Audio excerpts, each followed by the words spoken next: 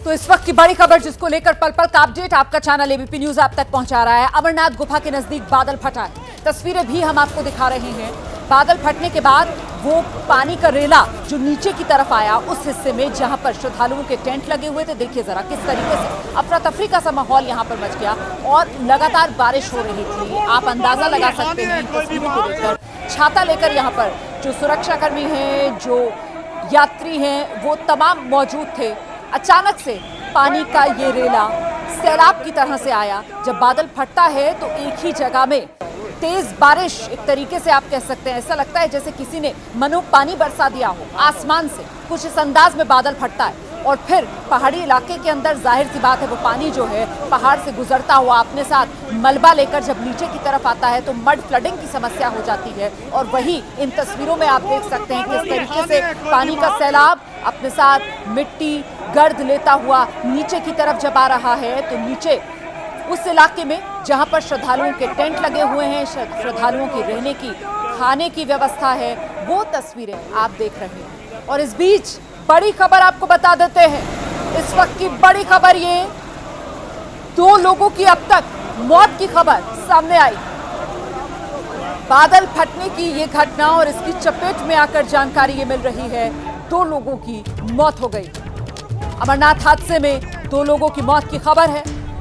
5:30 बजे के आसपास शाम में ये बादल फटा था और अब इस हादसे में 2 लोगों की मौत की खबर।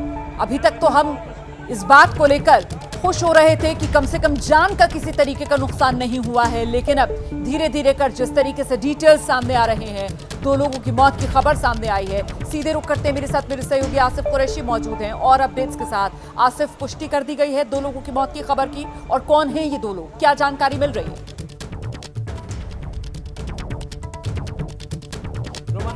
जो 2 लोग के मरने की पुष्टि हो गई है, उनके शव बरामद कर लिए गए हैं और पुलिस का ये कहना है कि उनकी पहचान कराई जा रही है। आधिकारिक तौर पर कोई भी पहचान अभी तक जाहिर नहीं की गई है, लेकिन इस क्लाउड बर्स्ट की चपेट में आने से 25 टेंट और 3 लंगर जो है वो क्षतिग्रस्त हुए हैं। इस बात की अब खबर आ रही है। तकरीबन 5:30 बजे आज गुफा के ऊपरी इलाके में बादल फटने की घटना घटी है, जिसके बाद पानी का एक बड़ा सा रेला गुफा के पास से बहने वाली नदी के तरफ से नीचे आया है और नदी के जो आसपास जो टेंट और लंगर लगे हुए थे उनको अपनी चपेट में ले लिया है। इनके चपेट में आने जो यात्री यहाँ पे चल रहे थे, या फिर जो लंगर कर्मचारी थे, या फिर सुरक्षाकर्मी, या फिर उनको सुविधाएं पहुंचाने वाले आम नागरिक, वो इसकी चपेट में आए हैं और इसीलिए पहचान जाहिर नहीं की जा रही है कि क्या जो 2 लोगों के मरने की पुष्टि की गई है, क्या वो यात्री हैं, लंगर कर्मचारी हैं, सुरक्षाकर्मी हैं, या कश्मीरी है जो आम लोग यहाँ पे यात्रा के लिए आते हैं। लेकिन 2 लोगों के फिलहाल मरने की पुष्टि हो गई है। 25 टेंट, 3 से 4 लंगर। और इसके बड़ा सवाल ये कि नुकसान का ये सैलाब क्या गुजर गया है 2 लोगों की मौत की खबर के साथ, या फिर अभी और नुकसान का ये आशंका जताई जा रही है?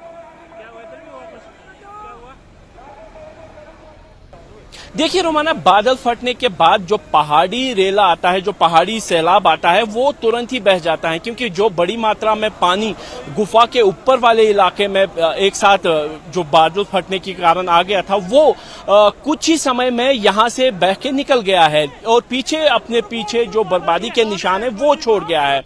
Jammu Kashmir police, NDRF, SDRF, सेना और सीआरपीएफ के जो क्विक रिएक्शन टीम्स हैं और रेस्क्यू टीम्स हैं, वो इस समय घटनास्थल पर मौजूद हैं। इस बात की जानकारी हमें दी जा रही है और यहाँ पर कुछ और लोग अगर लापता हैं उनको ढूंढने की कोशिश की जा रही है, क्योंकि काफी भारी मात्रा में जो पानी एक साथ बह के आया था उसकी चपेट में कुछ लोगों के आने की खबर तो पहले से ही आ रही थी, लेकिन आधिकारिक तौर पर कोई पुष्टि नहीं की जा रही थी। इसीलिए हम भी इस खबर को आगे बढ़ाने में थोड़ी और अपुष्ट खबरें क्या हैं, खासतौर से उन लोगों की संख्या को लेकर जो अभी भी लापता बताए जा रहे हैं? आसिफ, रोमाना देखिए, सूत्रों के अनुसार तकरीबन 5 से 7 लोग जो थे वो इस पहाड़ी पानी के रेले की चपेट में आए थे। जो पानी के साथ बह गए थे। उसमें से 2 लोगों के शव तो बरामद कर लिए गए हैं, इसीलिए 2 लोगों के मरने की पुष्टि कर दी गई है, लेकिन लापता लोगों, हताहतों के बारे में कोई भी जानकारी फिलहाल साझा नहीं की जा रही है। और चूंकि इस बार अमरनाथ यात्रा को लेकर जो सख्त दिशा निर्देश जारी किए गए थे, जिसमें मीडिया को पूरे यात्रा के रास्ते से दूर रखा गया, बेस कैंप तक की जाने की इजाजत मीडिया को नहीं है, इसीलिए जो हमारे पास जानकारी छन छन के आ रही है वो या तो जम्मू कश्मीर पुलिस सुरक्षा बलों की तरफ से या फिर अमरनाथ श्राइन बोर्ड की तरफ से दी जा रही है, या फिर उन यात्रियों की तरफ से, उन लंगर वालों की तरफ से जो इस एरिया में मौजूद है। लेकिन जो अस्पष्ट खबरें आ रही है, जो आम लोगों की तरफ से हमें खबरें आ रही हैं, उसको बिना प्रमाण के, बिना आधिकारिक पुष्टि के ऑन एयर कर पाना हमारे लिए इस संभव नहीं है, क्योंकि जब तक आधिकारिक तौर पर जिम्मेदार चैनल है, बिना पुष्टि किए हम किसी तरीके की कोई खबर नहीं देना चाहते हैं। और इस सब के बीच ये जो तस्वीरें हम देख रहे हैं आसिफ कुरैशी, खासतौर से वो इलाका जहां पर श्रद्धालुओं के टेंट लगे हुए हैं, जहां पर लंगर की व्यवस्था, जहां बताया जा रहा है कि सबसे ज्यादा नुकसान हुआ है इस बादल फटने की वजह से, क्या ये वो बेस कैंप वाला इलाका है फिर जहां से पैदल चढ़ाई शुरू हो जाती है पवित्र अमरनाथ गुफा के लिए?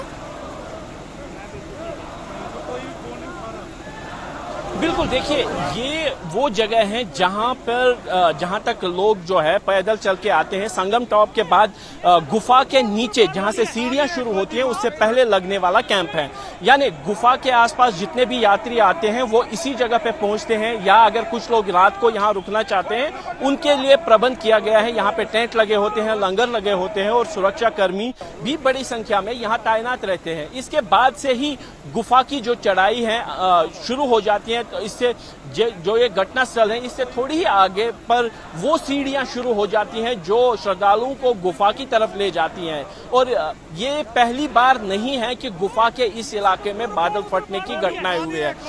2 साल पहले भी यहाँ, 3 साल पहले भी यहाँ पे एक बादल फटने की घटना घटी थी, जिसकी चपेट में आईटीबीपी और सीआरपीएफ के कुछ टेंट्स आ गए थे। लेकिन उस समय गनीमत ये रही थी कि कोई भी जानी नुकसान नहीं हुआ था। लेकिन इस बार जो पहले से ही मौसम विभाग की तरफ से अलर्ट जारी किया गया था, जिसमें कहा गया था कि 6 जुलाई से लेकर 10 जुलाई तक पूरे जम्मू कश्मीर में बादल फटने या फिर बरसाती रेलों की वजह से पहाड़ी इलाकों में सैलाब आने का खतरा है, इसका अलर्ट जारी कर दिया गया था। और अमरनाथ गुफा यानी अमरनाथ यात्रा के लिए जाने वाले यात्रियों और श्रद्धालुओं और खासतौर पर अधिकारियों को चेतित किया गया था कि इस तरीके की घटना हो सकती है, इसीलिए सतर्कता बरती जाए।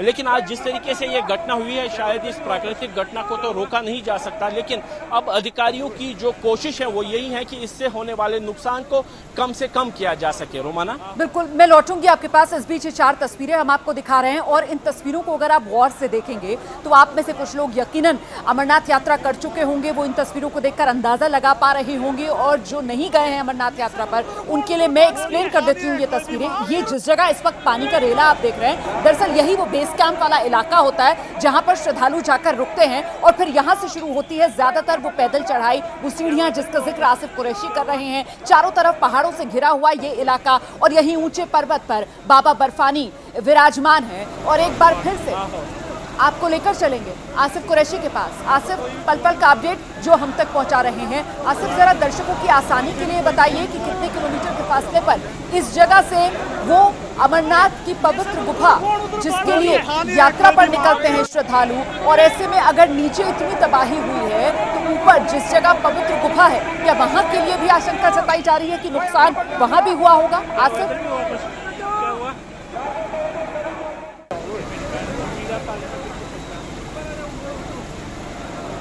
आसिफ से हमारा संपर्क मुझे लगता है नहीं हो पा रहा है। किलोमीटर का रास्ता है और उसके बाद गुफा की चढ़ाई शुरू हो जाती है।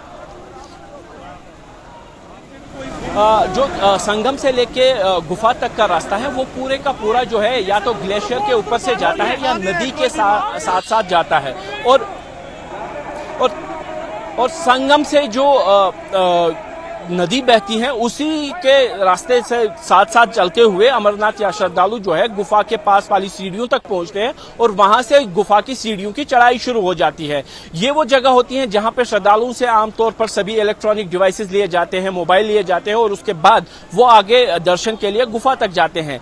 इसीलिए जिस जगह पे ये बादल फटने के कारण जो नुकसान हुआ है वहां पे आमतौर पर काफी संख्या में जो श्रद्धालु ऐसे हैं जो चढ़ाई करके ऊपर आते हैं, वो रुकते हैं या फिर दर्शन करके जो लोग ऊपर से नीचे आते हैं अपने साथियों, अपने दोस्तों, अपने परिजनों का इंतजार करने के लिए रुकते हैं। इसीलिए वो इन शिविरों में जाते हैं जो यहाँ पे यात्रियों के लिए लगते हैं। लंगर में खाने पीने का प्रबंध होता है, तो इसीलिए यहाँ पे भीड़ भाड़ अच्छी खासी रहती है, क्योंकि यात्रा जो है वो एक मेले के समान होता है। और जो यात्री हैं अधिकतर वो ज्यादा से ज्यादा समय गुफा के आसपास के इलाकों में गुजारना चाहते हैं, ताकि जहां से वो सीधे गुफा के दर्शन कर सके। और इसीलिए भीड़ भाड़ होने के कारण यहाँ पे खतरा बहुत ज्यादा रहता है। लेकिन अभी ये स्पष्ट नहीं है कि जब पहाड़ी सैलाब आया, जब बादल फटा, जब पानी का बड़ा रेला इस इलाके से गुजरा, तो कितनी संख्या में श्रद्धालु या फिर सुरक्षाकर्मी या आम नागरिक यहाँ पे मौजूद थे, इस बारे में कोई भी स्पष्टता नहीं है। लेकिन जो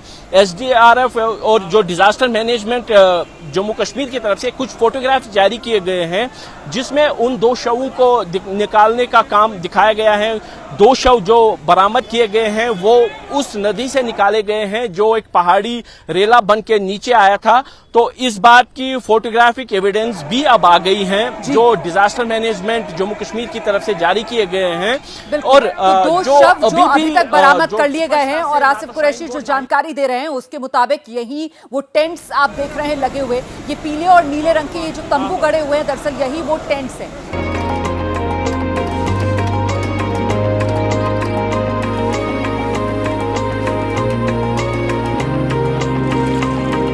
वो बहुत दूर है।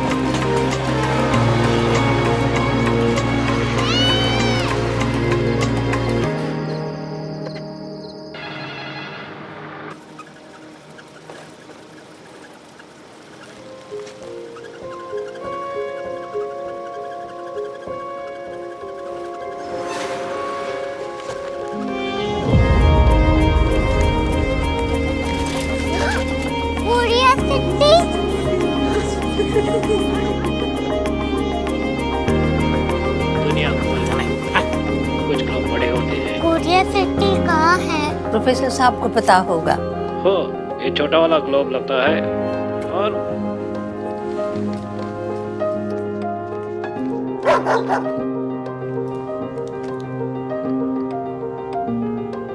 पता नहीं, मेरी बेटी से जाके मिल लो, शायद उसे मालूम हो।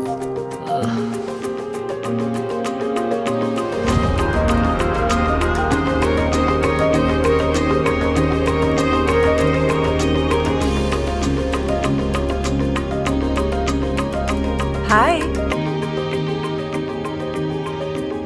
बाबा ने भेजा है। Come here. Korea city. Korea city नहीं, क्यूरियोसिटी। वो क्या? That's what brought you here? जो तुम्हें यहाँ तक ले आया। क्यूरियोसिटी।